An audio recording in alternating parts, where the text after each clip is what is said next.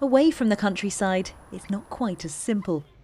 But there is a demand for trees with all the pollution in our towns and cities. That's why this school, in a busy city centre, has got a very different sort of tree in the middle of the playground. So the CityTree is the world's first biotech air pollution filter. It uses mosses to remove pollutants from the air.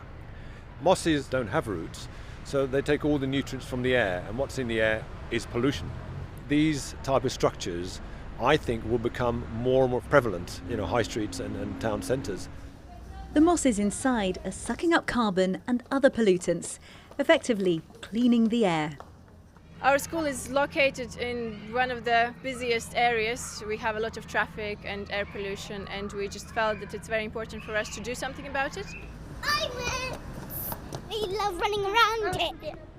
We think that it is really good. It sucks up all of the bad air and bring out good air for us to breathe. In fact, we can all breathe a bit easier just by knowing how much nature can help us in our fight against climate change. Lauren Hall, ITV News.